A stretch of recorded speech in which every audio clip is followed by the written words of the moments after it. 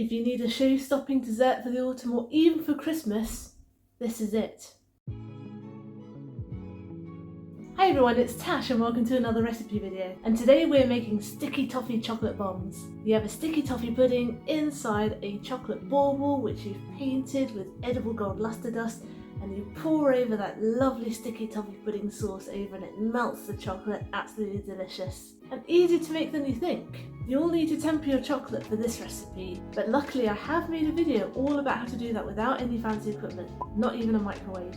There are a few different parts to this recipe. You have to make the sticky toffee pudding cake, the soaking syrup for the cake, the sticky toffee sauce, and of course the chocolate shell. I also like to serve mine with some frozen berries, so you might want to pop a few raspberries and blueberries in the freezer before you get going. This is a super stunning recipe. I cannot wait to get started, so let's go to the kitchen and see how it's done. Now I'm going to prep a few moulds. I'm only actually going to make 2 chocolate spheres in total. You can make more, but I'm not going to spend a lot of time on this, and I want my balls to be gold. So I am taking some edible luster dust and painting the insides of a silicone mould with it. And this is just dry. Make sure you're using a clean brush, by the way. Don't use one that you've literally just used on your face. Oh, that's quite a lot. Tap out the extra.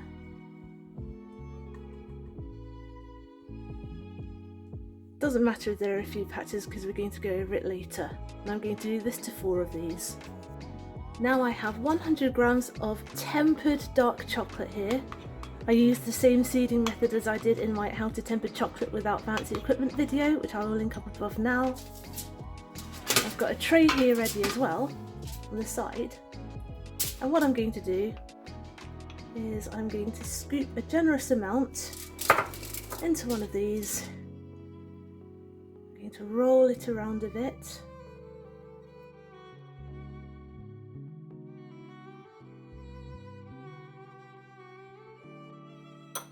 And now I'm going to turn it upside down and give it a shake to get out that excess chocolate. I'm trying to do it over the bowl to catch as much of that excess as possible. You can see a bit is coming out like that. Don't worry, it's going to get a bit messy. That's exactly what we want. And now we're going to pop this upside down on our tray here. And that will make sure that the edges don't get too thin. So let's do that again with all the rest. Now I used this bowl here because I didn't want to waste any excess captured, but actually 100 grams was spot on. And here I have my completed moulds. Now I'm going to pop these in the fridge for half an hour to set. Now those have chilled out for half an hour, let's carefully unmould them. Wow, they really haven't stopped drilling literally once. So I like to carefully peel back, like so. Don't worry about the edges, we are going to deal with them in a minute. And wow, isn't that lovely? Whoops, I just sent chocolate shards everywhere.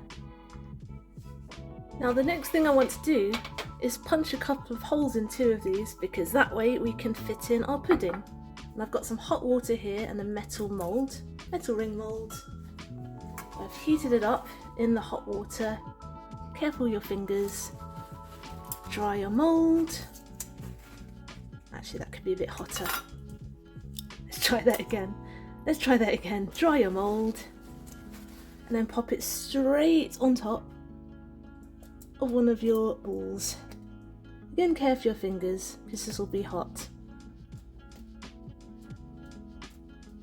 I've done this so many times I no longer have any feeling, which could be said for many things in my life. Just be very, very gentle and pop. There we go. And that has gone through. Let's try that again with this one. I'm barely putting any pressure on this, by the way. I'm just lightly pressing down because I don't want to smash our mould.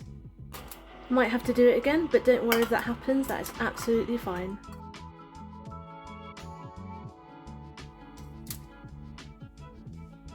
There we go. And actually, I don't need these bits here, so I'm just going to take these away now. I'll just eat these later. Now there are 2 ways to stick our balls together to make balls. One is to actually take one and then heat it on a hot surface until it melts a bit, but I always find that I get really flat balls when I do that because I always end up doing it for too long. Oh my gosh, this drilling. So what I actually do is I take a little bit of tempered chocolate, as you can see I have some left over from earlier on, and I gently use the back of a spoon to go around the edge of our holy side. You can see it's a bit more stable because we've got that hole to act as a flat base. Just dab that on. Again, don't worry too much about rough edges because we'll take care of those in a minute.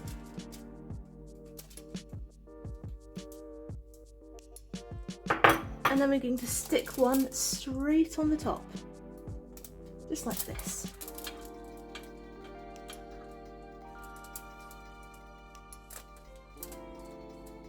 And I'm going around with my fingers, which is actually helping to melt those jagged edges and make things a bit smoother. And again, don't worry about messing up our gold because we are going to brush some more on at the very end. There we go, that's one. Now let's do the other one.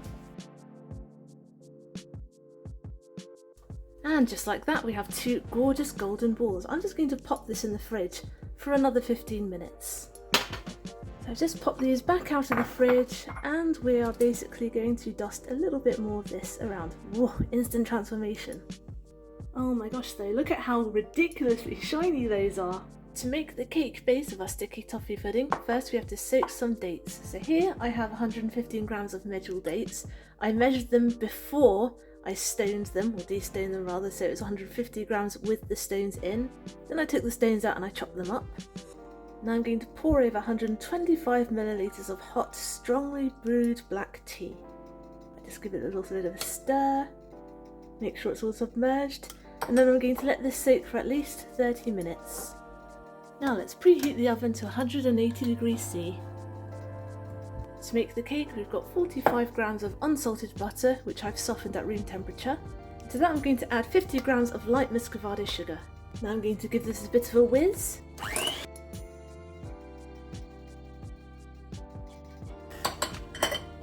Now I'm going to crack in one egg.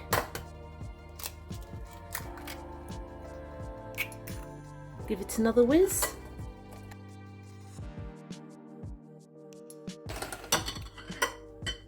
Now I'm going to add that lovely date and water and tea mixture, which has now gone all mushy.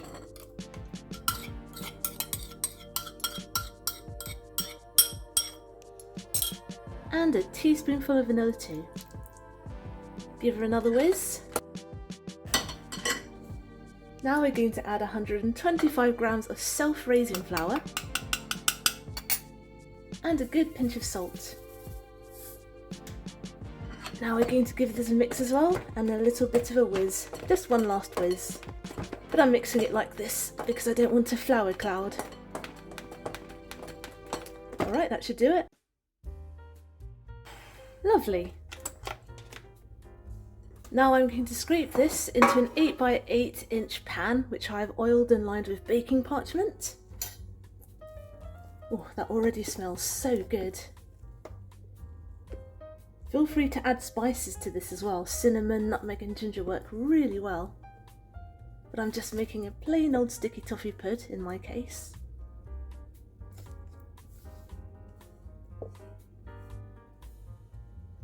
Spread her out a little bit. I'm going to give this a few taps on the counter to even it out. But first, to save my neighbours, I'm going to do it on a cloth. Which is more than they deserve, to be honest, because they never care when they bang on the floor, but here we go. I'm trying to be the better person. Right, let's go. And that does two things. That both gets rid of air bubbles and helps level out the top. Right, now we're going to bake this for about 25 minutes until it's puffy, and if you poke a skewer in the centre, it comes out clean. While that's cooking, we're going to make a soaking syrup, and I've got 100 grams of dark muscovado sugar here. And to that I'm going to add 100 millilitres of water. We're going to bring this to the boil and then reduce the heat once it's boiling so that it's just simmering, and then leave it to simmer for 3 minutes. 3 minutes done. Let's take it off the heat just to cool a little bit. Our cake is all done. But actually we're not quite finished yet, because we're going to take the syrup we made, and while the cake is still hot, we're going to pour it all over. Yep, the whole thing.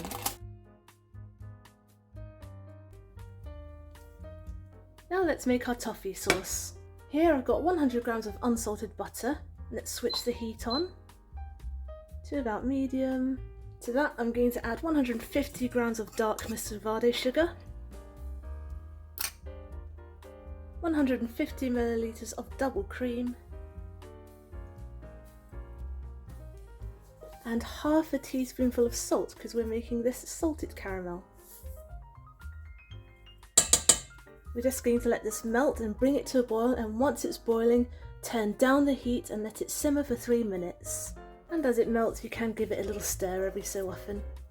Now this has just properly started boiling and bubbling, so I'm going to turn the heat down to medium heat, just so I can bring it down to a light simmer. And I'm going to let this simmer now for 3 minutes. So this has been simmering for 3 minutes now. I'm actually going to turn the heat off of this, but I still want this hot for when we pour over our pudding when we're ready to serve. So I'm actually going to turn this side mini one on to 1. And you can actually, you know, if you have a gas hob, turn it right down, but because I have an induction hob, this one will stay hot forever. And I don't want this to be hot, melting your face off hot, and I don't want it to cook anymore either. I don't want it cold either, otherwise it's not going to melt the chocolate ball. So I'm going to keep it warm, hot, on my small hob here. Here we have our nice cooled sticky toffee cake, and it is smelling delicious and woo, so soft and moist. Now I'm going to use the same cutter which I used to stamp out a hole in those chocolate rounds to cut some cake. Am I going to go right in the centre? Yeah, why not? Normally I wouldn't do this, I'd be a bit more neat about it, but since this is for YouTube, oh, sticky goodness. Let's push that out. Oh, wonderful. Since we're doing 2, let's do another one. Now I have a bit of a problem because this is the exact same size as the hole we made in the chocolate, so it's not actually going to fit in. So I do need to make this a little bit smaller. So I'm just going to take the edge of this and shave it down a bit. I'm going to do it for 2 sides just to make it a tiny bit smaller. Put that to the side there. You can make cake pops out of your cake crumbs, by the way, don't waste it. By the way, this is perfectly good sticky toffee pudding. You can serve it by itself with the sauce and not bother with the chocolate, but this is just a little bit fancy for a special occasion. So let's assemble our puddings. We're going to put our sticky toffee rounds in the centre and place our golden balls right on top. Ah, perfect fit, nice and snug. Next I'm going to take some clotted cream and make some quenelles, which I'm not the most skilled at, I will be the first to admit. The proper way to do it is just with 1 spoon, but I am not deft enough. I'm already making a mess. That's quenelle-ish enough. And now I just have some frozen berries here, which I've literally just, well, frozen. And I'm going to dot them around. And now we are ready to serve these. Look at how gorgeous this is. Why am I getting Christmas vibes? Probably because it looks like a Christmas bauble. Yeah, maybe you could have this for Christmas pudding instead. And now for the show-stopping part, pouring that hot toffee sauce all over that golden chocolate bauble. Absolutely lovely. Do it in quite a slow pour so you give the chocolate a chance to melt and not drown your pudding in toffee sauce. Unless you do want to drown your pudding in toffee sauce, it's all down to preference. Use however much you like. And the hot sauce also partially melts those berries too, so they're no longer hard. That was quite possibly the most satisfying thing I have ever filmed. Look at that! Oh my gosh, that is absolutely sensational. Oh, I don't want to tip the plate too much, otherwise all of that sauce and some berry juice is going to come right off that onto my lap. You know what, I'm done talking. I'm going to grab a spoon, which I have here, and I'm going to dig straight in. So make sure you get some of that sticky toffee pudding Little bit of your chocolate. Oh wow, the chocolate's already set again. That's how well we tempered it. Bit of the chocolate. Get a berry in there. And cheers. I'm really glad we used dark chocolate for the chocolate shell. You can obviously use any chocolate you like, white chocolate, milk chocolate instead of dark chocolate, but because the pudding and the sauce is so rich and sweet, that bitterness from the dark chocolate pairs perfectly with it. And the sharpness of the fruits as well goes so well together. This is so good. In fact, this might be my Christmas dessert this year instead of Christmas pudding. But as it's sticky toffee pudding, it also works super well as a November dessert too. After all, it's kind of bonfire night time.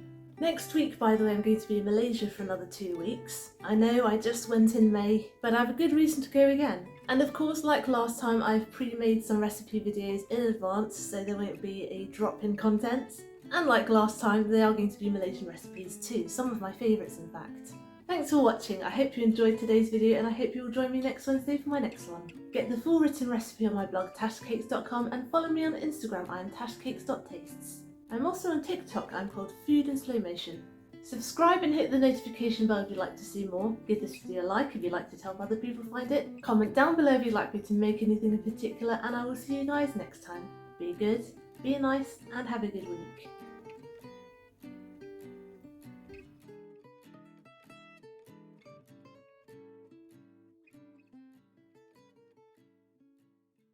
And there is now gold dust all over the camera lens.